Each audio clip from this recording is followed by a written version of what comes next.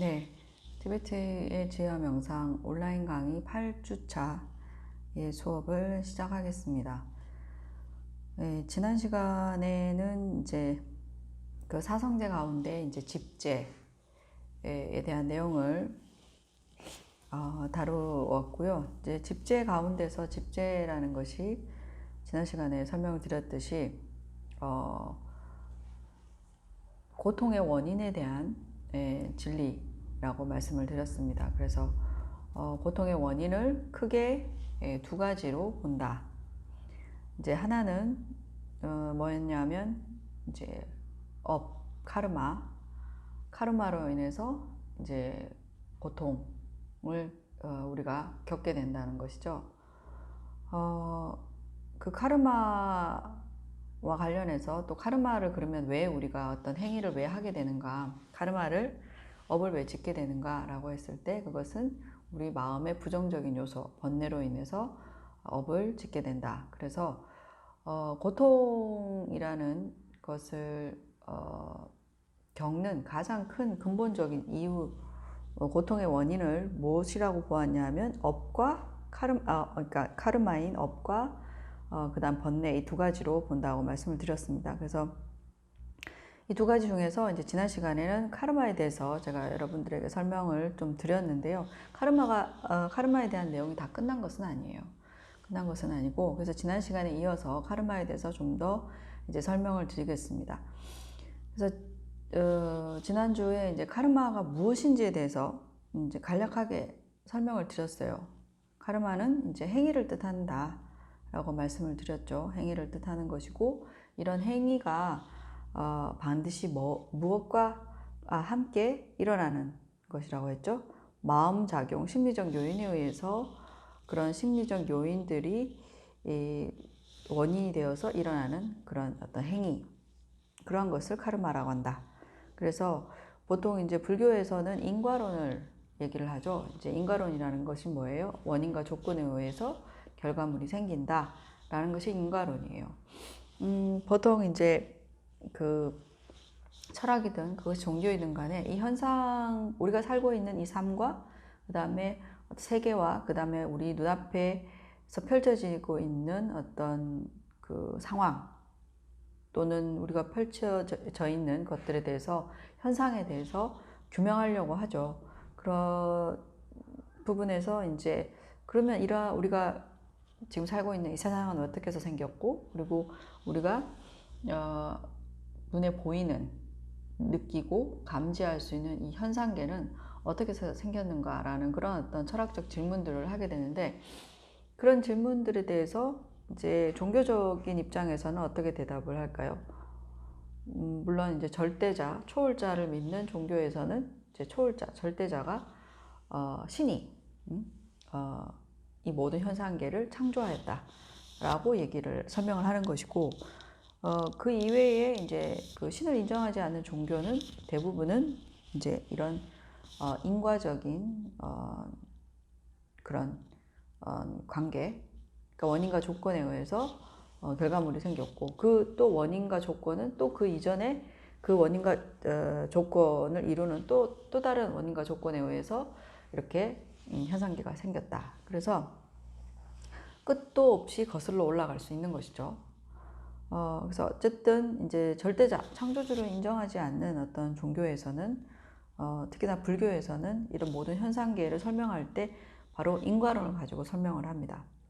근데 이제 불교에서는 두 가지의 인과론을 얘기를 해요. 그래서 외부의 현상계에서 외적인 어떤 우리가 현상에서의 인과론을 설명하는 것이 있고, 그 다음에 불교에서는 이게 내적 인과관계를 얘기를 해요. 그래서 지난 시간에 그런 두 가지를 나누어서 여러분들에게 이미 설명을 했고, 이 카르마와 관련된 것은 반드시 뭐다? 이제 우리의 내부의 어떤 심리적 요인, 마음작용과 관련해서 일어나는 원인과 결과에 대한 얘기, 그것을 바로 업의 인과론이라고 얘기합니다. 그래서 우리가 보통 불교에서 인과를 믿어야 된다라는 말을 많이 써요. 불교를 접해봤거나 아니면 불교인들은 인과를 믿는다라는 말을 많이 쓰는데, 일반 사람들한테 뭐 인과를 믿어라 라는 말을 아마 들어보지 못했을 수도 있을 텐데요. 어쨌든 불교에서 이제 인과를 믿는다라는 그런 말은 엄밀히 따져서 이제 외부적인 현상에서 일어나는 인과적 관계에 대해서 믿음을 가진다는 의미가 아니라 내가 어떠한 마음과 동기를 가지고 어떤 행위를 했느냐, 이것에 따라서 그 동기의 어떤 차이점에 따라서 그런 돌아오는 결과에 크나큰 차이점이 있다라는 것이죠. 그래서 내적인 어떤 업과 관련해서 내적인 인과관계에서 얘기하는 그런 부분들이 불교에서 말하는 이제 인과의 어떤 핵심적인 부분이라고 할 수가 있습니다. 그래서 업에 대해서 이제 지난 시간에 이제 간략하게 소개됐고, 그 다음에 업의 분류에 대해서도 소개를 드렸죠. 업은 어떻게 되어 있다고요? 업을 어떻게 분류한다고요? 우리가 몸으로, 행동으로 하는 것을 신업이라고 하고, 그 다음에 또 우리가 말로서 하는 것은 구업이라고 하고요. 그 다음에 생각으로, 마음속에 이렇게 이러저러한 마음으로 이러저러한 생각을 통해서 하는 그런 것들을 이제 의업이라고 한다고 설명을 드렸습니다. 그리고 또한 이제 업의 종류에 대해서 설명을 드릴 때 업의 종류에 어떤 것이 있었나요? 선한 동기로서 하는 신구의 행위, 선한 동기로 어떤 행동을 외적으로 몸을 통해서 하는 어떤 행동을 하거나 아니면 말을 하거나 아니면 생각으로 하는 것을 선업이라고 하고요. 그 다음에 불선업, 그와 반대되는 것, 불선업이라는 것이 있습니다. 불선업은 악한 동기로서 신구이의 행위를 하는 것을 불선업이라고 합니다. 그리고 또 지난 시간에 설명을 드렸죠. 무기, 선도 아닌 악도 아닌 그런 동기의 마음 상태에서 이제 신구의 행위를 하면 그것은 무기다라는 설명까지 드렸어요. 그리고 또한 업의 특징에 대해서도 설명을 드렸습니다. 그래서 이번 시간에 할 것은 지난 시간에 설명했던 것을 간단하게 이제 복습하는 차원에서 이제 간단하게 이제 다시 한번 언급을 했는데, 이번 시간에 할 것은 뭐냐 하면 집제에서 얘기하는 업은 무엇일까라는 거예요. 자, 그래서 이번 주 8주차의 그 온라인 그 자료에 보면 지난 시간에 8페이지에 해당되는 그런 자료들을 보시면 될 것 같습니다. 8페이지 보시면 이제 업에 대해서 제가 일반적으로 업이라는 것을 여러분들이 잘 모르니까 이제 업에 대해서 일반적인 설명을 드렸던 것이고요. 지금 이제 설명을 드리려고 하는 것은 집제에서 얘기하는 업의 내용이에요. 그러니까 첫 번째 그 사성제 가운데서 이제 고성제에 대한 얘기, 고통에 대한 얘기를 할 때 일반적으로 고통이라는 게 어떤 의미이냐, 그리고 불교에서는 고통을 이러저러하게 이제 세분화해서 고통을 나눈다. 그리고 육도 윤회와 관련해서 그 윤회계 각각의 세계에서 겪는 또 개별적이고 차별적인 그런 고통에 대해서도 소개를 했는데, 고성제에서 얘기하는 핵심적인 고통의 내용들이 있었잖아요. 그런 것처럼 집제에서, 물론 제가 여러분들이 이제 업에 대해서 전혀 접해보지 못했거나 업에 대한 그런 개념이 잘 정립이 되어 있지 않기 때문에 이제 일반적으로 업에 대해서 설명을 드린 것이고, 지금까지는요. 자, 지금부터는 뭐냐면 우리가 사성제 안에서, 사제 안에서 집제에서 얘기하는 업의 내용은 무엇인가라는 거예요. 근데 이거는 자세히 여러분들이 설명을 안 드려도 이미 전후 맥락을 파악하신 학생들은 이미 이해를 할 거예요. 고성제의 핵심적인 고가 뭐였어요? 행고였죠. 오음성고. 예. 행고가 부처님께서 우리들에게 일깨워주고 싶어 하신 고통이라는 것을 알아라고 했던 것이, 행고가 정말 고통의 근원, 진정한 괴로움이라는 것을 알아라라고 일깨워주고 싶었던 것이죠. 그래서 이 행고의 원인이 되는 것이 뭐예요? 집제의 내용이겠죠. 그래서 이 행고라는 것이 다른 말로 뭐예요? 윤회에서 내가 몸을 받고 태어나는 것이죠. 그러면 윤회에 몸을 받게끔 윤회에 태어나도록 만드는 원인으로서의 업이 집재에서 얘기하는 업의 내용이겠죠, 당연히. 자, 그래서 그렇다면 이제 윤회 세계에 이끄는 업이 뭐냐는 거예요. 보통 업이라는 게 여러 가지 업이 업의 분류에 대해서도 설명을 했고 업의 종류에 대해서도 설명을 했는데 윤회의 세계로 이끄는 업이 뭐냐는 거예요. 윤회의 세계로 이끄는 업은 크게 선업과 불선업 두 가지로 나뉜다 라고 말씀드릴 수 있습니다. 그리고 이 선업과 불선업 두 가지로 나눈 큰 이유는 뭐냐면 윤회의 세계를 뭐 5가지로 나누든 6가지로 나누든 크게 2가지로 나눌 수 있다. 뭘로? 악도와 선취 혹은 선도로 나눌 수 있다고 지난 시간에 말씀드렸습니다. 그래서 인간과 천신이라는 세계에 그런 몸을 받게끔 그런 몸으로 태어나게끔 만드는 업이 있고 그것을 선업이라고 부르고요. 그 다음에 악도에 태어나게끔 만드는 업이 있어요. 그게 악업이라는 것이죠. 그래서 이렇게 두 가지 업으로 나눠진답니다. 나눠질 수 있습니다. 근데 여기서 여러분들이 단순히 뭐 불교 관련된 핵심 교양이기 때문에 이 수업을 그냥 뭐 의무적으로 또는 뭐 간혹 또 관심이 있어서 들으시겠지만 불교를 믿는 것까지는 여러분들이 어려울 거고 어쨌든 철학적으로 이제 불교에서 얘기하는 것이 합리적이다, 수긍이 간다라고 했을 때 불교에서 제시하는 내용들에 대해서 조금 주목할 필요는 있어요. 왜냐하면 이것이 우리한테 이익을 가져다 주지 전혀 손해가 되지 않기 때문입니다. 그래서 우리에게 도움이 되는 정보인가 라는 것은 굉장히 중요하죠. 그러니까 여러분들이 어떤 과목을 듣는지 마찬가지예요. 여러분 자신에게 그리고 여러분 인생에게 여러분들에게 이익이 되는 정보인지 아닌지를 선별하는 것, 그건 굉장히 중요한 것이죠. 그래서 자, 두 가지예요, 사실은.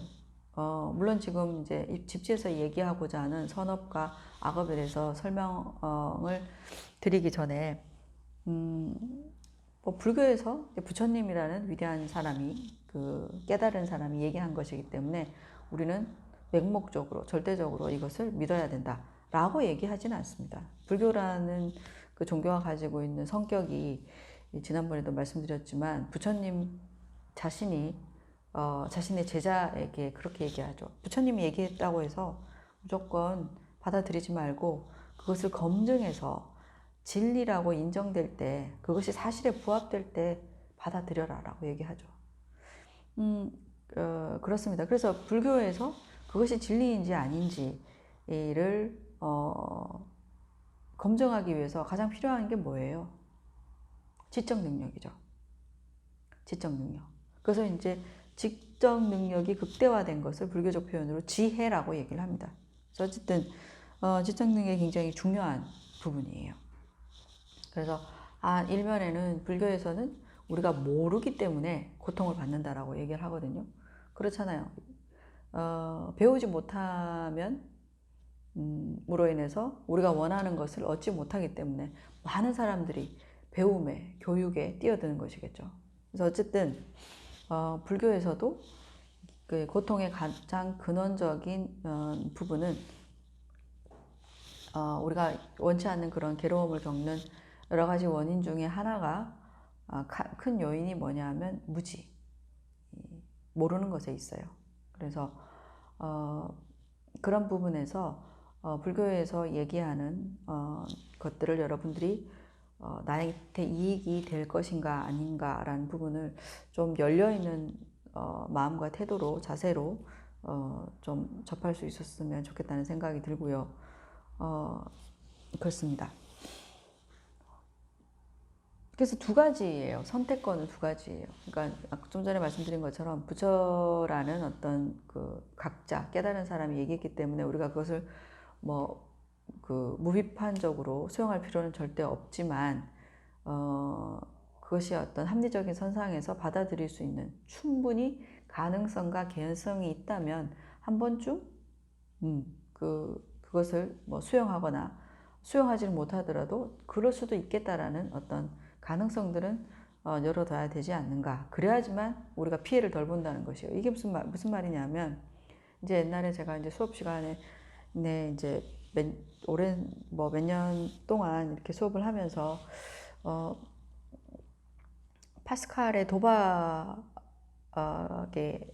이론에 대한 얘기들을 이제 가끔씩 했었는데, 비슷한 거예요. 서양에서 이제 신이 있는가 없는가에 대한 얘기를 할 때 신이 있을 수도 있고 없을 수도 있고, 그러니까 신이 있고 없고의 문제가 아니라, 그러니까 그 파스칼의 도박을 거는 거죠. 그러니까 어떤 것에 이제 돈을 걸 것인가라는 거죠. 그래서 신이 있기 때문에 도덕적인 삶을 살 것인가, 신이 없기 때문에 도덕적인 삶을 살지 않을 것인가, 두 가지 기로에 서 있을 때 어떤 것을 선택하는 것이 현명한 것인가라는 거예요. 그러니까 이것도 이제 여기에서도 똑같이 마찬가지로 적용되는데, 불교에서 얘기하는 지금 이제 선업, 그러니까 선한 업을 지을 것인가, 그러니까 선한 삶을 살 것인가, 그리고 그딴 거 없으니까 그냥 내 멋대로 내 꿀리는 대로 그것이 악업이라고 불리던 비도덕적인 행위라고 불리던 막 살 것인가, 이런 어떤 두 가지 갈림길, 기로에 우리는 항상 직면하잖아요. 그럴 때 어떻게 행동하는 것이 나한테 유익할 것인가, 내가 덜 손해를 입는 것인가 라는 거예요. 그래서 말씀드린 것처럼 불교에서 얘기하는 카르마, 그러니까 내가 한 행동에 대한 그런 모든 결과, 어떤 부메랑이 되어서 그것이 모두 나에게 과보라는, 인과응보라는 과보라는 형태로 되돌아온다라는 것을 믿을 것인가 말 것인가라는 거예요. 그러니까 믿는다면 거기에 대한 어떤 이제 실천이 나오겠죠. 그러니까 되도록이면 악한 짓을 하지 않으려고 하거나 되도록이면 선한 행동을 하려고 하겠죠. 그런 것인데, 그래서 여러분들이 만약에 나쁜 짓을 막 했는데 다행히 불교에서 얘기하는 그런 인과가 없다면 상관없겠죠. 그런데 만약에 나쁜 짓을 막 했는데 인과가 있다면 그것은 너무나 무섭고 두려운 그런 결과물로 나한테 되돌아올 것이잖아요. 그랬을 때 이런 인과론을 수용했을 때 나한테 미치는 이익과 불이익, 그 다음에 수용하지 않았을 때 미치는 이익과 불이익을 생각하면 수용했을 때 미치는 불이익이 더 적다는 거예요. 그러니까 내가 선한 삶을 살았는데, 선한 삶을 살아서 인과가 있으면 그것은 너무나도 필요한 것이고, 만약에 선한 삶을 살았을 때 인과가 없다 하더라도 손해보지는 않잖아요. 근데 인과를 수용하지 않았을 때 악한 삶을 살았을 때 보는 피해는 상상할 수 없는 것이기 때문에, 그래서 항상 어떤 사안에 대해서 여러분들이 선택을 할 때 중요한 것은 나에게 돌아오는 이익과 불이익에 대해서 냉정하게 판단을 하고 선택을 해야 되는 것이 아닌가라는 생각이 듭니다. 그래서 그런 부분들을 말씀을 드리고요.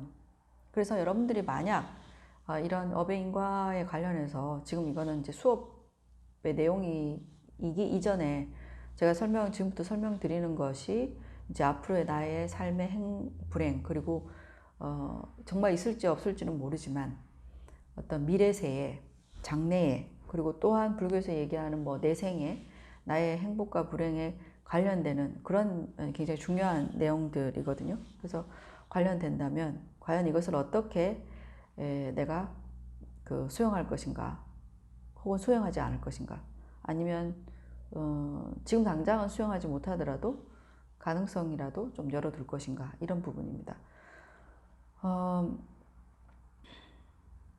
그래서 누구나 고통은 원치 않아요. 여러분들 중에서 고통이나 괴로움을 좋아하는 사람은 아무도 없죠.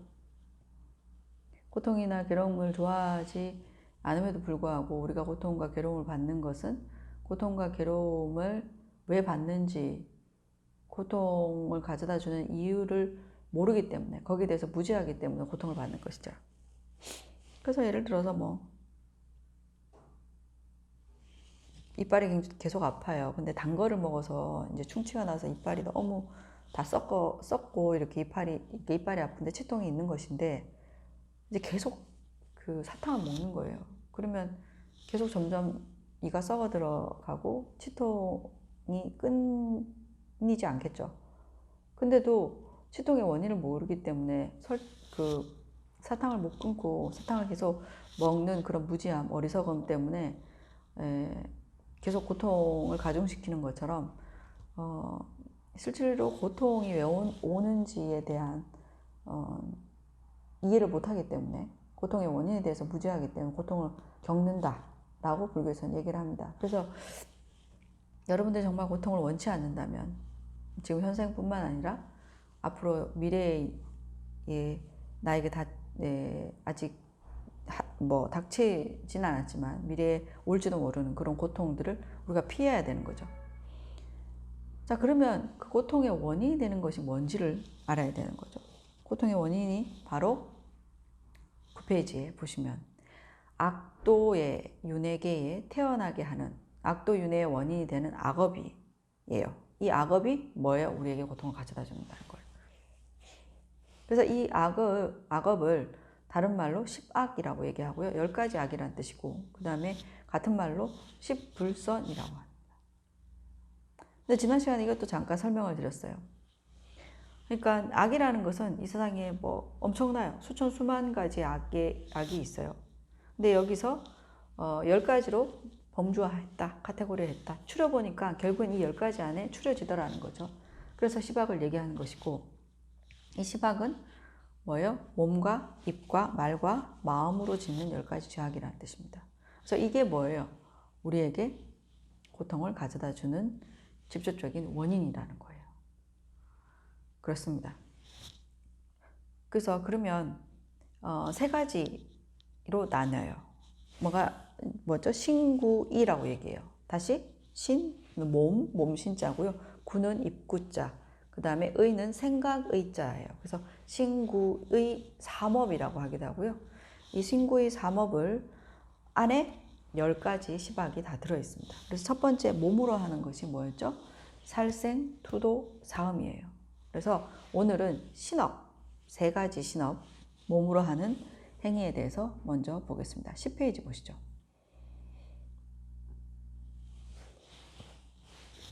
예, 악도에 태어나는 원인 해서 10악이라고 되어 있네요. 10악이라고 되어 있습니다. 자, 일단은 첫 번째가 살생업이라고 얘기를 해요.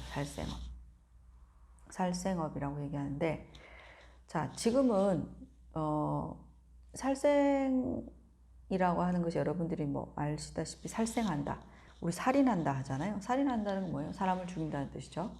살생한다는 것은 생명을 죽이는 거예요. 생명을 죽이는데 불교에서는 이 살생업이라는 것이 있습니다. 살생업이라는 게 있는데 이 하나의 살생업이 카르마가 형성되기 위해서는 4가지 이 요건들이 갖춰지면 하나의 살생업이라는 것이 성립돼요. 그래서 여기 페이지에 보시면 각 악업의 성립 요건이라고 되어 있는데 뭐 거창할 건 없습니다. 너무 당연하게 일어나는 건데 먼저 대상이 있어야 돼요. 살생을 하면 대상이 있어야 되는데 이 대상은 뭐냐면 생명을 가지고 있는 타자여야 돼요. 남이라는 소리죠. 그러니까 내가 아닌. 그러면 내가 내 목숨을 끊는 것, 그걸 뭐라 그래요? 자살이라고 하죠. 자살은 살생업은 아니에요. 자신의 목숨을 죽인 행위는 있지만 그것은 엄연하게 살생업이라고 부르지 않습니다. 그래서 살생업이라고 하는 것은 생명을 가진 타자의 여야 되고요. 자, 그러면 여기서 제가 지금 자살에 대한 얘기를 했는데, 그럼 자살은 불교적 입장에서는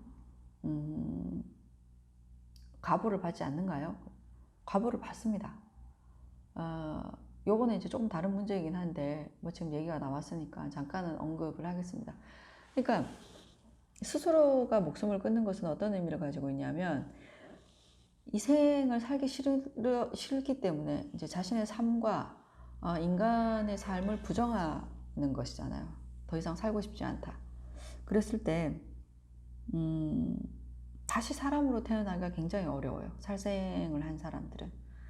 왜냐하면 인간의 생이라는 것이 여러분들이 뒤에 나중에 이제 가면 알겠지만은 6가지 세계 가운데서 태어나기가 굉장히 어려운 곳이, 물론 천상계의 천신으로 태어나는 것도 쉽지 않지만 인간으로 태어나기는 굉장히 어려워요. 인간으로 태어나기가. 그래서 대부분은 이제 뭐 축생으로도 굉장히 많이 태어나고 지옥 중생으로도 많이 태어나지만, 전체 이렇게 수많은 뭐 어떤 수를 헤아릴 수 없는 생명을 가지고 있는 생명체 전체에서 봤을 때 인간으로 태어나는 수는 굉장히 극소수입니다. 그래서 인간으로 태어나는 것은 정말 엄청난 기회이고 엄청난 귀한 어떤 뭐 천운이라고 말할 수 있을 정도로 굉장히 고귀한 그런 기회거든요. 근데 이제 대부분 사람들은 그걸 모르죠. 얼만큼 자기가 어렵게 태어난 것인지를 잘 몰라요. 그래서 그런 인간으로서 태어난 그런 귀한 삶을 자신이 저버린 것이기 때문에, 부정하고 버린 것이기 때문에 다시 인간으로 태어나기가 굉장히 어려운 그런 가보를 받습니다. 이것은 이후에 또 나중에 설명을 드릴 거고요. 어쨌든 지금 이제 시박에서의 그런 살생업이라고 하는 것은 명확히 생명을 가진 타자, 대상이 있어야 된다. 생명을 가진 대상이 있어야 되고, 그 다음에 또 한 가지 살생업의 요건은 뭐냐면 동기가 있어야 돼요. 동기가 있어야 되는데, 이 동기는 뭐예요? 생각, 마음이죠.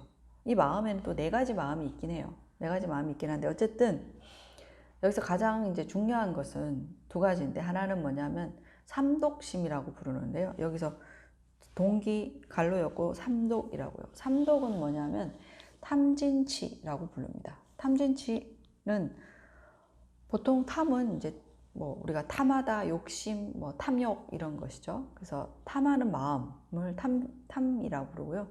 지는 미워하는 마음이에요. 그 다음에 치는 어리석음이에요. 그래서 욕심과 그 다음에 미워하는 마음과 그 다음에 어리석음 때문에, 어리석음이 동이란 동기가 있어야 돼요. 이 중에 한 가지가 동기가 있어야 돼요. 보통 살생업을 하면 대부분 어떤 동기가 있을까요? 가장 큰 동기는 미움이겠죠. 증오. 미움, 싫어하고 미워하는 것이 동기가 되어서 증오하고 원한을 가지고 있고 뭐 이런 것들이 동기가 되어서 누군가를 죽이게 되는 거잖아요. 그리고 또한 탐으로도, 욕심으로도 죽이기도 해요. 뭐죠? 예를 들어서 뭐 이게 우리가 매일 보는 이제 신문지상에 뭐 번번이 이렇게 나오는 그런 내용들을 보면 많이 나오죠. 돈 때문에 뭐 부모를 죽이기도 하고, 그 다음에 어떤 뭐 내연 관계에 있는 사람과의 그런 관계를 방해하는 것 때문에, 그것도 욕심이죠. 뭐 그런 것 때문에 죽이기도 하고, 이제 방해가 되는 그런 대상들을 죽이기도 하고, 그 다음에 어리석음으로 죽이기도 하죠. 예. 그렇게 어쨌든 삼독심이라는, 탐진치라는 이 3가지 삼독심이 동기가 되어야 되고, 그 다음에 또한 죽이겠다는 의도, 사리가 있어야 돼요. 근데 이것은 뭐 살생할 때 당연하게 따라오는 그런 요건들인데, 첫 번째 이제 대상, 생명을 가진 타자. 2번째 동기. 그 다음에 3번째는 행위가 있어야 돼요. 행위가 있는 거는 뭐예요?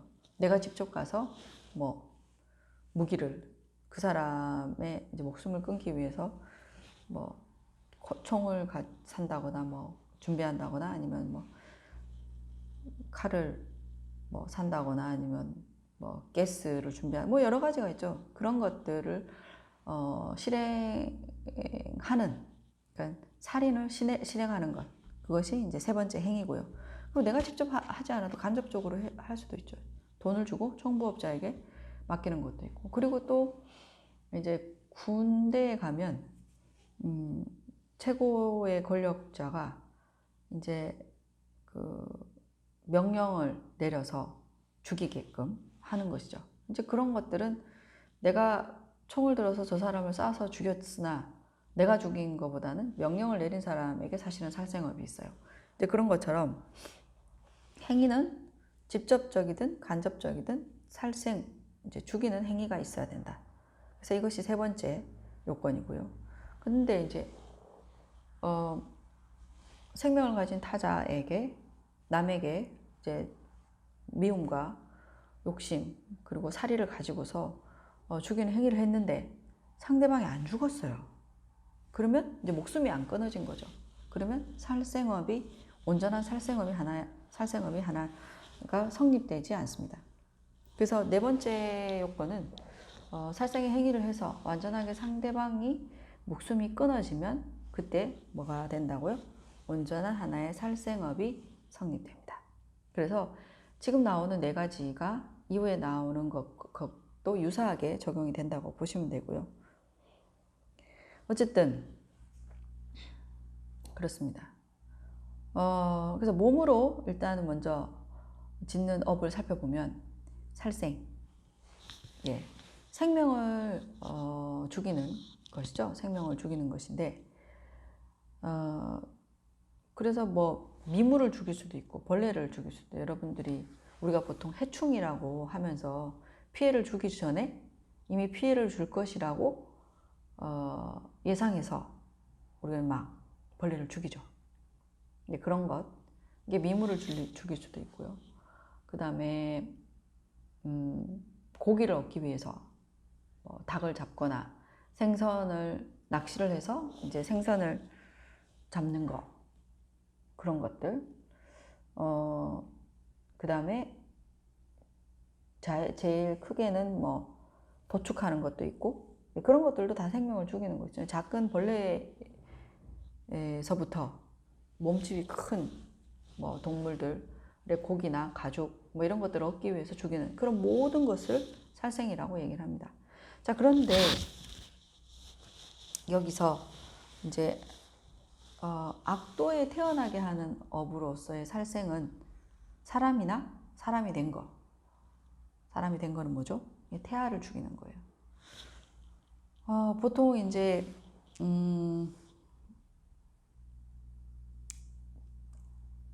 아이가 이제 사람이 태어나는 그런 과정을 불교에서 이제 자세하게 설명이 되어 있는데, 어머니와 아버지의 정혈이라고 불러요. 정은 그런 아버지의 정과 그다음 어머니의 혈, 피라고 이렇게 쓰는데, 어쨌든 우리로 얘기하면 이제 정자와 난자가 만나서 하나의 수정체가 형성이 되면서 의식이 탁 깃들어요. 그러면 이제 의식은 마음이죠. 의식체라는 것이 이제 수정란에 딱 깃들게 되면 그때부터 이제 세포 분열이 시작돼서 이제 인간화되는 과정이죠. 그래서 의식이 깃들면 그때 잉태, 모태에 들게 되는 거죠. 그것이 이제 사람으로서의 생의 시작인데, 그렇게 이제 태아이지만 몸이 완전하게 뭐 세포 분열을 해서 뭐 온전한 형태는 아니지만 이제 사람으로 이미 잉태됐기 때문에 사람이 되었어요. 네. 그래서 불경에서는 사람이 된 것을 죽이는 것이 이제 악도에 태어나는 원인이 되는 살생업이다라고 얘기를 합니다. 자, 그러면 뭐 미물을 죽이는 것은 어떻게 되나요? 라고 했을 때 물론 거기에 대한 가부도 있습니다. 거기에 대한 가부는 뒤에 가지만 지금 얘기하는 것은 이제 시박이 여러 가지가 있어요. 제가 처음에 설명드린 것처럼 이제 살생이라는 것도 이제 작은 미물부터 시작을 해서 뭐 인간에 이르기까지 그런 어떤 대상에 따라서 다 다른데, 그 중에서 가장 극악무도한 살생업은 뭐냐면 인간을 죽이는 것이에요. 근데 인간을 죽이는 것이 왜 가장 극악무도한 것인가 라고 했을 때, 그것은 인간의 삶이 다른 어떤 생명체의 삶보다 굉장히 특별함이 있어요. 그래서 인간을 죽이는 것이 가장 큰 무거운 그런 살생업이 됩니다. 그래서 인간을 죽이는 것에 인해서 어떻게 된다?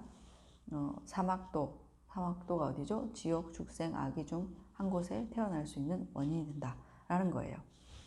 자, 이것이 이제 살생에 대한 내용이고요. 자, 그 다음 두 번째로 보면, 두 번째는 투도라고 되어 있어요. 투도는 뭐예요? 보통 투도는 이제 훔치는 것이라고 되어 있는데, 훔친다? 우리가 살면서 뭐 훔치는 거 별로 없지 않나? 라고 생각할 수도 있는데, 실제로 투도라는 말 속에는 어떤 것이 있냐면요. 남이 나한테 주지 않은 것을 취하는 것. 이것이 다 투도에 해당됩니다. 훔치는 것에 대한 해당됩니다. 그러니까 보통 우리가 훔친다 그러는 것은 남의 것을 내가 빼앗는다라는 의미가 있잖아요. 근데 이 빼앗는다라는 것이 좀 강압적인 요소가 있어서 우리는 훔치는 일은 별로 없지 않아? 라고 생각하는데 그렇지 않습니다. 그러니까 주지 않은 것을 취하는 것은 어떤 것이 있을까요? 그러니까 예를 들어서 목욕탕에 가서 내가 5,000원을 내고 목욕을 하는데 거기서 내가 허용되는 그게 있어요. 근데 지나치게 자신이 낸 어떤 비용보다 지나치게 취하는 거 있죠. 그런 것들도 넓은 의미에서 광의에서는 이 투도에 포함됩니다. 그래서 그리고 뭐 우리가 횡령 뭐 이런 것들도 다 투도에 들어가죠. 그리고 그러니까 남이 허락하지 않은 것, 남이 허용하지 않은 것을 내가 은근히 이렇게 모른 척하면서 갖고 있는 것이 모두 어디에 속한다? 이 투도, 훔치는 것의 영역에 속합니다. 그렇죠. 그리고 뭐 공공시설물에 가서 이렇게 뭐 휴지를 쓰는 것이든지 물을 쓰는 것이든지 그런 것들도 마찬가지예요. 그런 것도 마찬가지고 그런 것이 누군가가 보지 않기 때문에 누군가가 알지 못하기 때문에 아무렇지도 않게 그렇게 하지만 이 세상에 내가 한 것에 대해서 모든 것이 다 기록에 남는 것이죠. 이 우주에. 하여튼 그렇습니다. 그래서 왜 그 신과 함께 나왔었는지 잘 모르겠는데 그 뭐 염라대왕과 그 뭐 얘기하는 그런 장면이 있고 그 다음에 이렇게 보면 그 업경대라는 게 있어요.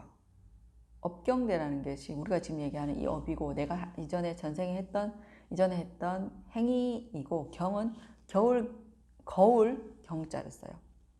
거울은 뭐죠? 비춰보는 거죠. 내가 어떠한 행위를 했는지에 그 업경대, 그 업을 비춰주는 거울 속에 다 이렇게 보여져요. 그런 것이죠. 우리가 지금 이렇게 제가 얘기하고 있는 것을 녹화하고 있지만 사실은 우리가 하고 있는 그런 모든 행위들이 다 기록되어지고 있는 것이죠. 어떤 의미에서는. 감출 수 있는 것은 아무것도 없습니다.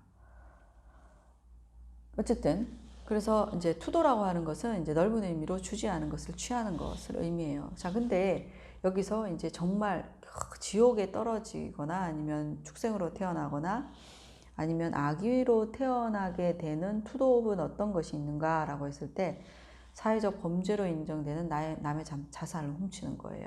훔치는 것인데 물론 이것도 어떤 범위가 애매할 수 있어요. 그러니까 그 지역에 따라서 문화에 따라서 시대와 역사에 따라서 사회적 범죄로 인정되는 범위가 굉장히 다르기 때문에 뭔가 굉장히 명확하게 돈 얼마다, 얼마를 훔쳤으면 지옥 가, 뭐 이런 것은 아니에요. 아니지만 중요한 것은 그런 것이죠. 누군가의 자산을 훔쳐서 누군가에게 피해를 주고 누군가에게 해를 주는 것.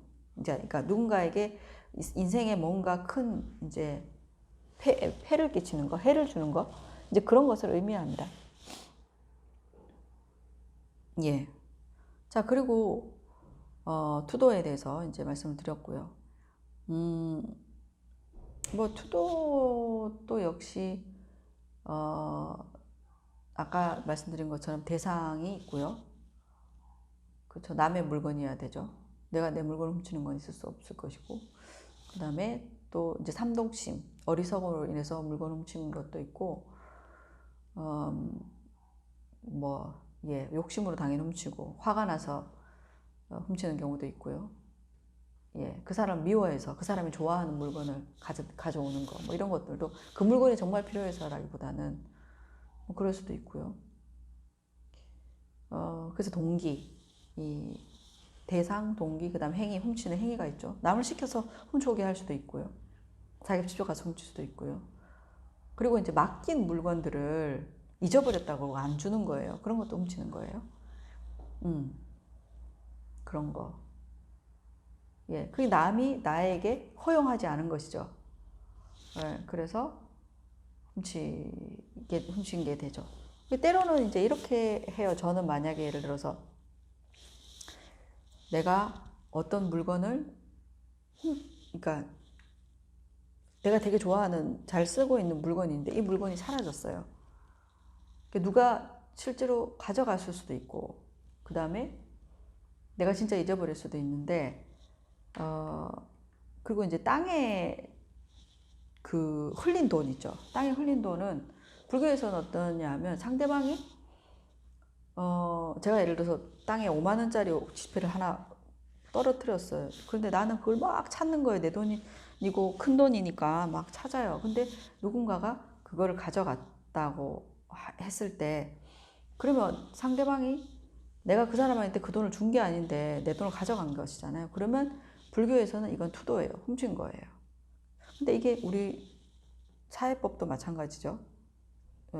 일반 사회법에서도 돌려줘야 되죠. 근데 이제 불교도들은 어떻게 하냐면, 불자들은 내가 만약에 5만 원을 흘렸어요. 근데 없어, 그 자리에 가보면. 그러면 이제 저 같은 경우에는 내가 그 돈을 주운 사람이 누가 됐든 간에 나는 그 사람에게 이 돈을 주었다라고 생각해요. 그러면 어떻게 되냐면 상대방이 내 돈을 훔쳐간 투도의 업을 짓지 않게 돼요.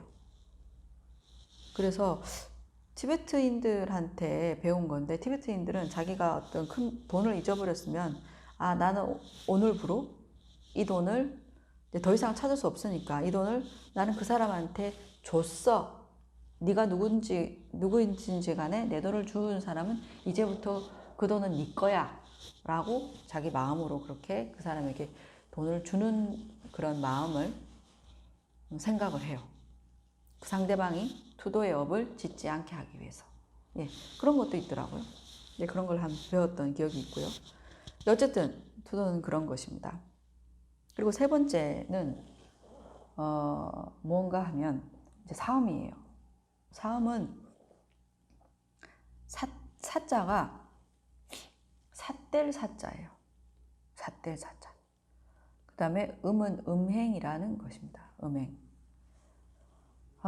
그래서 사음에 대해서는 이제 우리가 대표적으로 이제 생각하는 것이 이제 불륜이죠, 불륜. 그러니까 결혼을 했으면 불륜이라고 하고, 그 다음에 결혼을 하지 않은 사람에는 뭐라고 하죠? 바람을 폈다, 그렇게 얘기를 하죠. 그런 것들이 이제 다 이제 삿된 음행이에요. 삿된 음행으로도 당연히 지옥을 갈 수도 있고, 그 다음에 축생으로 태어날 수도 있고요, 아기로 태어날 수 있는데, 어쨌든 이제 악도에 태어날 수 있습니다. 자, 무엇을 그러면 삿된 음행이라고 하는가라고 했을 때, 음행의 대상이 아닌 자와 음행하는 거예요. 그게 뭐냐면 대표적으로 남의 배우자죠. 남의 그 배우자, 그러니까 남편이나 아내, 그 다음에 친족, 그 다음에 독신수행자, 그 다음에 환자. 환자는 이제 어떤 그런 음행을 할 수 없는 그런 환자. 이거 등이라고 돼 있잖아요. 등에는 사실은 어떤 게 경전에 어떤 게 있냐면, 어떤 이제 집안에서 보호하고 있는 처녀, 그 다음에 또 나라에서 보호하고 있는 뭐 사람, 뭐 이런 사람들, 음행을 해서는 안 되는, 그리고 이제 미성년도 당연히 여기에 포함되어 있고요. 이런 음행의 대상이 아닌 자와 음행한 것은 모두 뭐냐면 삿된 음행으로 본다. 사음으로 본다는 거예요. 사음은 뭐 굉장히 한국 사회에서는 글쎄요, 옛날과는 달리 이 사음에 대해서 뭐라 그럴까요? 그렇게 이제 사회적으로 물론 이제 문제라고 생각을 하는데 옛날만큼은 그렇게 문제는 아닌 것처럼 그렇게 느껴져요. 그러니까 물론 표면적으로는 이제 이런 불륜이나 사음이 이제 잘못된 것이라고 인식을 하고 있지만 사람 그 각각의 개개인이 이제 이런 불륜과 사음에 대해서는 굉장히 좀 보수적으로 생각하지 않고 좀 자유롭게 생각하는 분들이 상대적으로 굉장히 많다는 느낌을 받았습니다. 근데 저는 사실은 별로 한국에 온 지 이제 한 7년 정도 되는데 7년 정도, 7년, 6년, 7년 정도 되는데 많은 제가 활동을 하지 않기 때문에 근데 가끔 이제 공직자들이나 아니면 또 뭐 학교에 계시는 이제 선생님이나 그런 공무원들 이런 분들 가끔씩 뵐 때 있으면 이런 불륜에 대해서 굉장히 공공연하게 굉장히 자유롭게 얘기를 하시더라고요. 그래서 제가 굉장히 충격을 받은 적이 있었는데 그래서 아 이게 지금 일반 뭐 사람들 역시도 그렇게 이제 생각을 많이 하는구나. 근데 이게 굉장히 사실은 문제예요. 음. 음, 예, 지금 뭐 이 부분에 대해서 많은 얘기를 나중에 또 기회가 되면 하겠습니다. 어쨌든 음행의 대상이 아닌 자와 음행을 하는 것이 이제 사음이고 여러분들이 생각하는 모든 범주라고 생각하시면 될 겁니다. 지금은 이제 여기 간략하게 되어 있는데 그다음 비정상적인 음행. 비정상적인 음행은 뭐라고 얘기를 해야 되나? 생식 기간이 아닌 뭐 곳에다가 음행을 하는 그런 것들을 의미하더라고요. 불교 경전에는 있습니다. 그래서 이제 그런 거고 그다음에 세 번째는 때 아닌 때. 요거는 이제 때가 아닌 적절한 때가 아닌 때에 하는 것. 뭐 이런 것들을 여기 뭐 달거리 하고 있거나 만삭의 인부나 젖먹이 아이가 있을 때 이건 때가 아닌 때다라고 불경에 나와 있어요. 그래서 뭐 이런 때에 음행을 하는 것도 모두 삿된 것이다. 그래서 이거는 이제 두 번째, 세 번째는 자신의 남의 배우자와 하고 상관이 없이 자신의 배우자를 하더라도 이거는 삿된 음행이 사함이 된다는 거예요. 이게 나쁜 그런 카르마를 얻게 되는 것이고요. 그래서 어쨌든 지나친 그런 음욕에 대한 지나친 어떤 욕심과 탐욕으로 인해서 비정상적인 행위들을 할 때 그것은 거의 다 이제 삿된 음행으로 사음으로 그렇게 간주하는 것 같습니다. 그리고 이제 네 번째 보면 적절한 장소가 아닌 곳, 사원이나 불탑이 있는 곳에서 음행을 한다든지 성지, 그다음에 공공장소, 그다음에 부모나 이제 스승이 있는 그런 곳. 또 적절한 장소가 아니고 그다음에 상대방의 해가 되는 장소라고 불경에 나와 있어요. 상대방의 해가 되는 장소가 막 이렇게 뭐 풀이 있거나 뭐 뾰족한 돌이 있거나 뭐 이런 굉장히 상대방에게 해가 되는 그런 어떤 장소도 적절한 장소가 아니고 그런 곳에 이제 무리수를 두어서 음행을 하는 것은 모두 삿된 음행이다, 사음이다. 그것은 이제 나쁜 과부를 받는다라고 되어 있습니다. 그리고 이제 다섯 번째 지나친 횟수. 뭐 이런 것들은 이런 것들까지도 나와 있습니다. 그래서 이것이 이제 몸으로 하는 이제 세 번째의 그런 악업, 사음 세 번째 악업이 되겠고요. 그 다음에 이제 이렇게 해서 세 가지 이제 신업에 대해서 말씀을 드렸고요. 그 다음에 이어서 말로 짓는 네 가지 구업입니다. 말로 짓는 구업. 예. 말로 지으는 구업은 1번을 보시면 망어라고 되어 있어요. 망어는 허망할 망자인데요. 진실되지 않기 때문에 이 망자를 쓴 거예요. 그래서 거짓말이라는 것이죠. 거짓말. 그래서 뭐 큰 거짓말이라고 되어 있는데 이거는 이제 좀 더 설명을 드리겠습니다. 그 다음에 악구. 악구는 우리가 뭐 욕설, 험담, 비방하는 말. 악구는 그야말로 나쁜 말이란 뜻이죠. 이걸 악구 이거고요. 그 다음에 양설. 양설은 이제 이간질하는 말이죠. 여기 가서 이 말하고 저기 가서 저 말하는. 그 다음에 기어는 쓸데없는 말입니다. 자, 말로 하는 구업도 지옥에 혹은 축생에 뭐 이렇게 악도에 떨어집니까? 네, 떨어집니다. 떨어지는데 이 네 가지 구업은 어떤 게 있냐면 참 망어를 보면 악도에 모든 거짓말 한 번 했다고 해서 악도에 떨어지는 것은 아니고요. 당연히 다양한 형태의 거짓말이 있죠. 그리고 때로는 우리가 뭐 알다시피 선의의 거짓말 뭐 이런 것들도 있는데 거짓말 했다는 것 자체만으로 거짓은 뭐예요? 진실되지 않은 말이라는 뜻이잖아요. 그래서 진실되지 않은 말을 했다는 것만으로 거짓말이 되느냐라고 했을 때 그렇지는 않습니다. 그러니까 거짓말 했는 것만으로 악도에 떨어지냐 했을 때 그렇진 않고요. 그럼 어떤 거짓말을 했을 때 악도에 떨어지냐라는 것이죠. 그래서 이런 거예요. 여기서 큰 거짓말을 하는데 이것을 불교에서는 대망어라고 얘기합니다. 큰 거짓말은 어떤 게 있냐면 우리 같은 일반 사람들은 이제 잘 그렇지 않고 예를 들어서 나는 깨달았다. 이제 불교에서 스님들이 할 수 있는 거짓말이죠. 이제 사회적 위치나 누군가를 지도하거나 이끌 수 있는 그런 어떤 우월적 위치에 있는 사람이 할 수 있는 그런 거짓말. 그것이 대망언입니다. 특히나 이제 어떤 게 있어요. 기독교 같은 경우에는 뭐 내가 예수님의 재림이다. 뭐 이런 말들.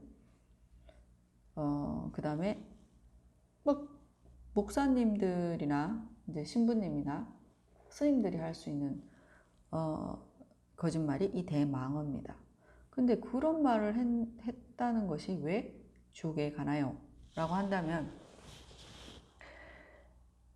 그런 대망어들은 이제 예를 들어서 깨달았다라고 한다든지 아니면 내가 뭐 하나님의 아들이고 나는 예수의 재림이라고 하는 것은 어떤 거예요? 그 사람에게 절대적인 의탁과 의지를 하게 만들죠. 그런 절대적인 의탁과 의지를 하게 만듦으로 해서 그 사람의 인생을 걸게 만들어요.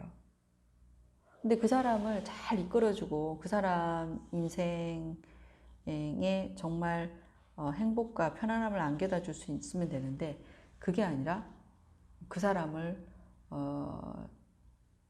현혹시키고 그러니까 자신의 어떤 사회적인 명망이나 재물 때문에 그런 큰 거짓말을 해서 사람을 현혹시키는 거. 우리가 보통 혹세무민한다고 얘기하잖아요.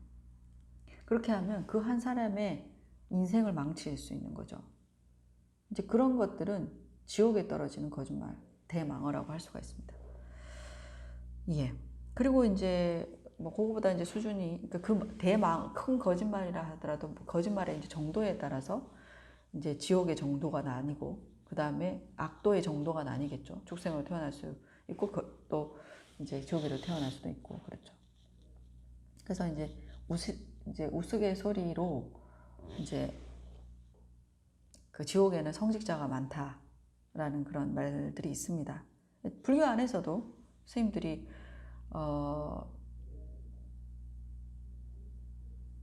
돈을 버시는 건 아니잖아요. 그래서 신도들이 보시하는 걸로 열심히 공부를 해야 되는데 아까 얘기했던 것처럼 뭐 허용되는 선상을 넘은 어떤 재물을 취하거나 그렇게 하면 이제 그걸 갚아야 되니까 축생으로 태어나서 소로 태어나서 열심히 일해야 된다든지 아니면 이제 지옥에 태어나서 지옥의 고통을 받는다든지 이제 그런 것들이 있는 것이죠. 대망은 그런 것이고요. 그다음 악구는 뭘까요? 욕설, 험담. 욕설, 험담도 누군가의 인생을 망칠 수 있죠. 우리가 보통 여러분들이 뭐 댓글 쓰시잖아요. 댓글. 특히 악플.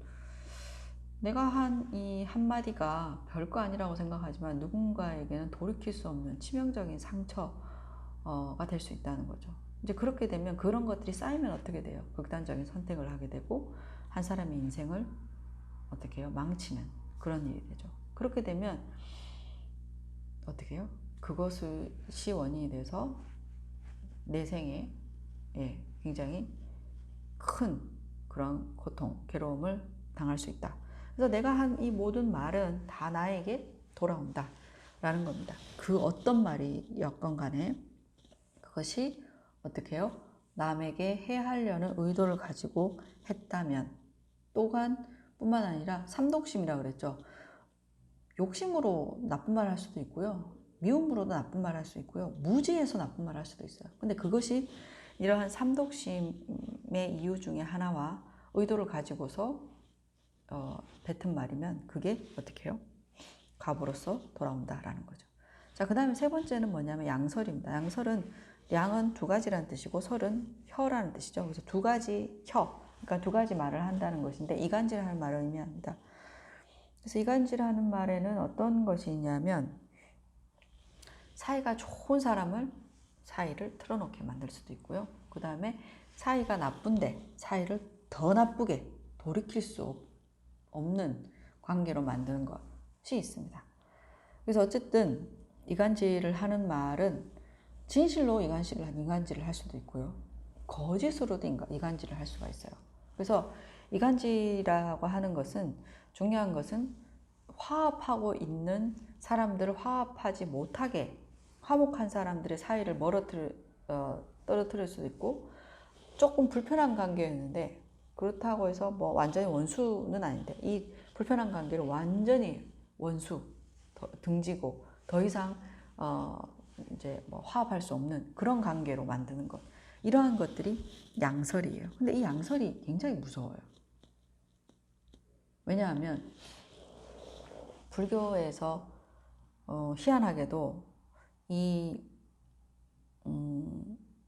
오역제라고 해가지고 제일 무거운 5가지 제가 있거든요. 그 중에 한 가지가 이 양설과 관련된 게 있어요.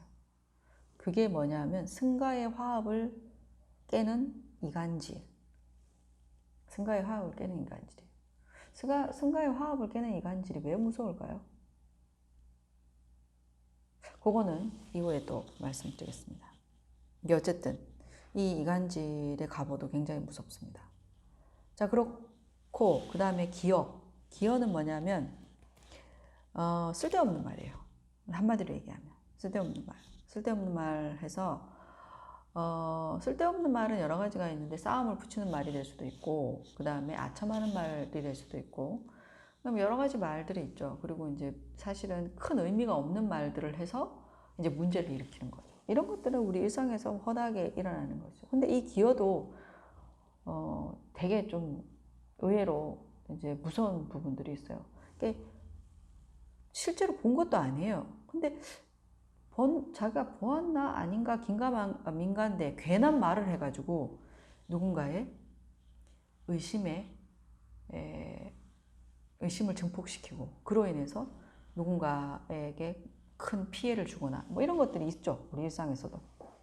그래서 이 쓸데없는 말이 가지고 있는 그런 과보도 무섭습니다. 그래서 어쨌든 여기까지 4가지 말로 하는 것은 망어, 거짓말, 그 다음에 악구, 그 다음 양설, 기어 이렇게 4가지가 있어요.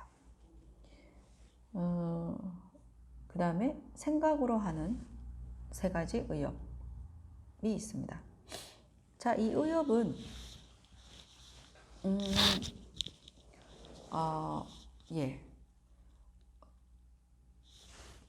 탐욕, 진해, 사견 이렇게 3가지가 있네요. 탐욕이라고 하는 것은 누군가의 재화를 크게 탐하여 뺏으려는 마음이에요. 여기서 재화라고 하는 것이 재물도 있고요. 그게 사람이든 무엇이든 간에 상관없어요. 남에게 소속되어 있는 무언가를 너무 이제 욕심을 내서 내 걸로 내 걸로 이제 나의 것으로 만들고야 말겠다라고 하는 마음이고, 그것을 하기 위해서 실천하기 바로 전 단계에 탐욕이 극대화된, 욕심이 극대화된 상태를 탐욕이라고 합니다. 이것만으로 지옥 축생 악의에 가느냐라고 했을 때, 사실은 10가지 10업 가운데서 지금 순서가 이렇게 나와 있잖아요. 꼭 그 절대적인 것은 아닌데, 처음에 나온 것이 가장 무거워요. 뒤로 가면서 좀 더 상대적으로 이제 업이 그 가벼운 부분이죠. 그래서 신구의 가운데서 과보를 받을 때 가장 무거운 형태로 받는 것이 신업, 그 다음에 구업, 그 다음에 의업이에요. 의업이거든요. 그래서 근데 이제 정황에 따라서 이 의업도 때로는 지옥에 갈 수가 있다라는 것이고요. 구업이라 하더라도 정황에 따라서 아까 말씀드린 것처럼 누군가의 인생을 망치는, 근데 그 인생을 한 번만 망치는 것이 아니라 그 사람의 인생을 세세생생 망칠 수도 있어요. 예. 어쨌든 그런 식으로 이제 그 치명적인 그런 해악을 끼치는 그런 경우에는 구업이라 하더라도 지옥에 떨어질 수 있어요. 아까 뭐 목사님이나 스님들처럼. 예, 그럴 수 있습니다. 그래서 어쨌든 10가지를 이렇게 쭉 봤을 때 신업, 몸으로 하는 신업, 말로 하는 구업, 그 다음에 생각으로만 일으키는 의업이라 하더라도 이제 정도에 따라서 다르지만 대체적으로는 이제 앞에 있는 신업이 이제 가장 과보가 이제 크고 그 뒤에 나오는 것은 순서대로 상대적으로 좀 업이 가볍다라고 말씀드릴 수 있습니다. 자, 그리고 진해 같은 경우에는 남을 너무나 미워하고 증오해서 해하려는 말, 저거를 내가 죽여버렸으면 좋겠다. 내가 죽여야지 내가 원한이 풀리겠다. 그러면서 죽기 직전에 그러니까 죽이려는 행동을 하기 전에 극대화된 증오심, 남을 해하려고 하는 마음, 이것이 진해예요. 진해이고 이 미워하는 마음으로도 악들이 태어날 수 있어요. 자, 그리고 세 번째, 사견입니다. 사견이라고 하는 것은 잘못된 생각이에요. 실제로 사악할 사자, 삿될 사자고 견은 볼견자인데 이것은 이제 생각이라는 뜻입니다. 그래서 사견이라는 것은 쉽게 여러분께 설명드리면 잘못된 생각인데요. 잘못된 생각의 종류는 너무나 많아요, 이 세상에.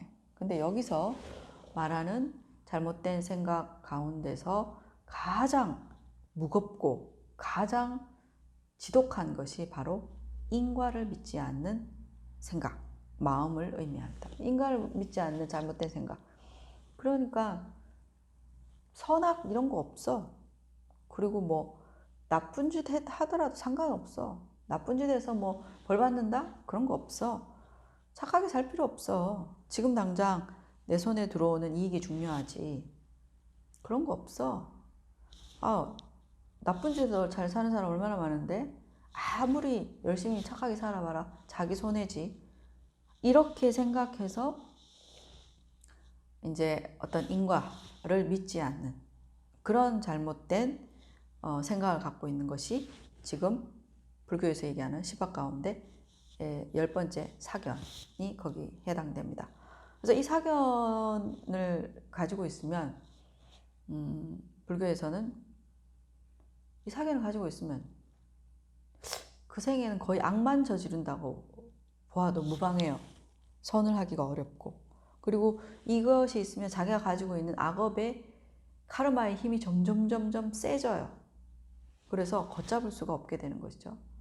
그래서 이 사견 자체로도 문제지만 이 사견이라는 것이 하나의 기반이 돼서 원동력이 돼서 그 나쁜 업을 카르마를 점점 짓게 되고 그 카르마의 힘도 눈덩이처럼 막 불어나는 이제 그런 것입니다. 그래서 어떻게 보면 가장 지독한 것이 아닌가라는 생각이 드는데 그렇습니다. 여기까지 불교에서 얘기하는 10가지의 시박이에요. 시박인데 이 시박으로 인해서 짓는 그런 이제 여러 가지 이 내용들을 보고 그 다음에 이제 여러분들이 보실 것은 자 이제 14페이지에 보시면 14페이지에는 업의 무거움이라고 되어 있는데 살생업을 짓더라도 살생업 안에서 어떻게 하면 더 무거운 업이 되고 상대적으로 가벼운 재가 되느냐 그것에 대한 설명이에요. 이것도 여러분들한테 좀 용이한 정보가 되지 않을까 해서 올려봤습니다. 첫 번째는 뭐냐면 동기는 뭐예요? 삼동심. 내가 미움이 크면 클수록, 욕심이 크면 클수록, 어리석음이 크면 클수록, 그러니까 동기의 정도에 따라서 똑같은 살생업을 하더라도 틀린 거예요. 그러니까 예를 들어서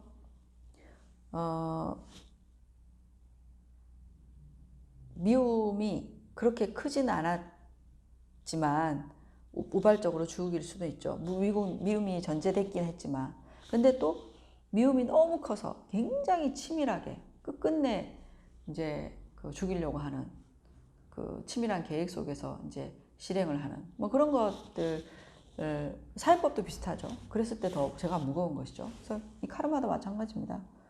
그리고 여기 보면 이제 첫 번째 동기에 따라서 다르고요. 그다음에 두 번째 행위에 따라서 다르요. 행위는 뭐냐면 살생하는 것을 좋아하고 살생을 한 것이나 또한 이제 내가 이렇게 돼서 드디어 내가 뭐 그 대상을 내가 죽일 수 있겠다라는 것을 막 좋아하면서 그리고 또 누군가가 살생한 것을 기뻐하고 그 다음에 칭찬하고 그런 것. 그 다음에 또 이런 거 있죠. 왜 여기 보면 직접 살생하거나 남에게 시키고 또 그것을 칭찬하는 것도 굉장히 무겁고요. 또 이런 거 있죠. 탐욕에 고기에 대한 어떤 탐욕으로 이제 돼지 한 마리를 죽여요. 그러면 이제 돼지를 어떻게 죽일까? 이제 사람들 같이 모여서 돼지를 한 마리 다음 달에 돼지를 요렇게 매달아가지고 이렇게 죽여서 이제 고기를 이렇게 요리해서 사람들 같이 나눠 먹고 아는 사람들 와서 이렇게 신나게 이렇게 하면 되게 좋겠지. 그러면 이제 한 달 전부터 이제 그 고기를 얻고 돼지를 이제 도살할 생각으로 되게 이제 마음에 들떠서 좋아하고 오랫동안 이제 어떻게 죽여야 되지? 이렇게 준비해야 되겠지. 그때 이런 사람들 불러야 되겠지 하면서 오랫동안 죽일 것에 대해서 생각하고 그 다음에 또 마음으로도 죽이고 이런 것들이 또 살생업 중에 무거워요. 그리고 또 하는 거는 뭐냐면 살생업 중에서 반복해서 죽이는 거. 그러니까 이런 거는 주로 도축업을 하시는 분들이겠죠. 반복해서 계속 도축업을 생계로 하시는 분은 반복적으로 계속 이제 살생을 해야 되는 거잖아요. 이렇게 해도 업이 무겁고요. 그 다음에 또 살생을 한꺼번에 대량으로 죽이는 것. 이것도 굉장히 업이 무겁고요. 그 다음에 또 어떤 게 있냐면 극심한 고통을 주면서 죽이는 것. 이것도 굉장히 업이 무겁고요. 그러니까 행위에 관해서 지금 얘기하잖아. 죽이는 행위 안에서 그런 다양한 죽이는 형태로 인해서 이제 업이 무거운 경우가 있고요. 그 다음에 공포에 떨게 하고 할 수 없는 것을 하게 하면서 죽이는 것도 있고요. 그리고 또한 죽이는 게 이제 불쌍하고 고통스럽고 굶주리고 신음하는 사람을 죽이는 것. 이거는 대상과 관련된 것이네요. 그리고 무자비하게 죽이는 것도 역시 무겁습니다. 그리고 죽이고 나서 내가 죽인 것에 대해서 참회하거나 후회하거나 아니면 반성하거나 이렇게 하지 않은 거 않으면 이 살생업을 한 카르마의 힘이 점점 세져요. 그리고 네 번째는 사견의 집착이라고 되어 있는데요. 이거는 뭐냐면 잘못된 생각에 대한 아집을 갖고서 죽이는 거예요. 이게 어떤 게 있냐면 이슬람교도들 같은 경우에는 이슬람교도뿐만이 아니라 대부분의 종교들 창조주를 인정하는 분들 중에서 가축은 뭐예요? 하나님이 사람들 먹으라고 만들어 주신 거다. 그래서 가축, 동물은 그냥 사람들에게 사용되어지는 사람들을 위해서 존재하는 그런 피조물이기 때문에 죽여도 죄가 되지 않는다 라는 생각을 가지고 있어요. 그게 불교에서 얘기하는 잘못된 생각, 사견이죠. 그런 사견에 대한 어떤 확고한 어떤 신념, 집착 이런 것들을 가지고서 죽이면 어떻게 돼요? 그 생명에 대해서 일말의 연민이나 불쌍하다는 마음이 없어요. 그러니까 굉장히 잔혹하고 무자비하게 죽일 수 있는 거예요. 이게 같은 살생업이라도 굉장히 무겁습니다. 자, 그리고 5번째는 뭐냐면 대상에 따라서 경중이 있다. 대상에 따라서 경중이 있다는 건 뭐냐면 우리에게 굉장히 큰 도움을 준 사람, 예를 들어서 우리에게 한없는 은혜를 베풀어준 부모님. 이것도 사회에서는 페루나라고 얘기하죠. 어제도 그와 관련된 뉴스를 접했는데 처음에 제가 한국에 왔을 때 그런 이런저런 페륜적 어떤 살인에 대한 뉴스를 접하고 굉장히 충격을 사실 많이 받았었어요. 페륜과 관련된 살인, 존속살인이 굉장히 늘어요. 해마다. 근데 그 어떤 대상들보다 나에게 그런 많은 은혜를 베풀어준 부모를 죽이는 것은 살생업 중에서 굉장히 무거운 업이에요. 그리고 뿐만 아니라 또 나에게 가르침을 주었던 은사, 스승 이런 존재를 죽이는 것도 굉장히 무겁고요. 그리고 신뢰관계에 있는 친구, 그러니까 나에게 어떤 도움과 이익을 주고 은혜를 베풀었던 그런 어떤 대상을 죽이는 반인륜적인 행위의 살인은 굉장히 무거울 수밖에 없죠. 예, 그렇습니다. 그래서 이게 살생업에 제가 적용해서 이제 설명을 드렸지만 이게 투도도 마찬가지고 사음도 마찬가지고요. 또 이제 구업도 마찬가지요. 4가지 구업도 마찬가지고 그 다음에 또한 의업도 마찬가지입니다. 그래서 그럴수록 이제 이러한 부분에서 업의 경중을 우리가 살펴볼 수 있고요. 자, 이렇게 해서 10가지 십선을 살펴봤어요. 십악을 살펴봤어요. 10가지 악. 십악과 똑같은 표현이 뭐가 있다고 해서 10가지 불선을 살펴봤습니다. 그래서 십악, 십불선이 똑같은 의미이고요. 그래서 이 10가지 십악을 저지름으로 해서 우리가 사막도에 태어난다. 지옥, 축생, 악이 세 군데에 태어난다 라는 것입니다. 그래서 여러분들이 적어도 사막도에 태어나지 않으려면 반드시 뭐는 피해야 된다? 이 10가지의 불선, 10가지의 악, 십악을 저지르는 것을 반드시 피해야 된다는 거죠. 그게 이제 중요한 부분입니다. 자, 그 다음에 그러면 이와 반대로 십선은 무엇인가요? 10가지 선은 무엇인가요? 라고 하면 앞서 얘기했던 10가지 악을 행하지 않는 것이에요. 그것이 신업, 구업, 의업 역시 3가지가 있는데요.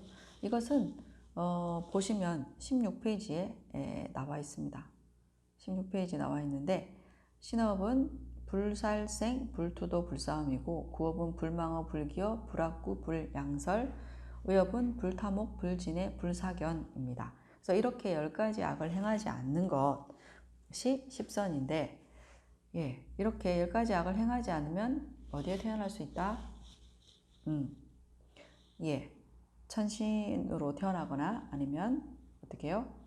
인간으로 태어날 수 있다는 것입니다. 이렇게 십선에 대해서는 다음 시간에 좀 더 자세하게 또 설명을 하겠습니다. 15페이지까지 오늘 했네요. 그래서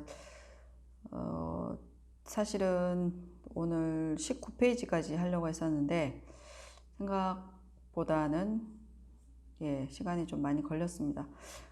어쨌든 다음 시간에 이제 십선에 대해서, 그 다음에 업의 경중, 오늘 했던 것들 중에서 좀 보충해서, 그 다음에 실질적으로 이제 선업과 악업에 따라 우리가 어떠한 과보를 받게 되느냐. 그러니까, 고통을 가져다 주는, 다시 말해서 윤회의 세계에 태어나게 하는 10가지의 업, 시박, 악도에 태어나게 하는 10가지 업이 있었죠. 시박과, 이제 또 같은 동의어로 식불선이라고 얘기를 했고, 그 다음에 그러한 10가지의 죄악을 저지르지 않고, 이제 10가지의 선을 행하면, 10선을 행하면, 또, 10가지의 그런 10선에 의해서, 좋은 그런 윤회계, 선치라고 얘기하는, 그러니까 천상과 인간의 세계에 태어나는, 예, 그런 가보를 받는 이제, 10선이 있는데요. 어쨌든, 이러한 것들에 대해서 소개를 하고, 구체적으로 이제 다음 시간에는 이제 10선에 대해서 좀 보충해서 설명도 드려야 되겠지만, 구체적으로 그러면 이제 10가지의 죄악을 우리가 저질렀을 때 어떠한 곳에 태어나서 또 어떠한 형태의 과보를 받는지, 그 과보의 내용들에 대해서 또한 또 너무나 다양한 내용들이 있기 때문에 거기에 대해서 다뤄보도록 하겠습니다. 그래서 오늘 수업은 여기까지 하겠습니다.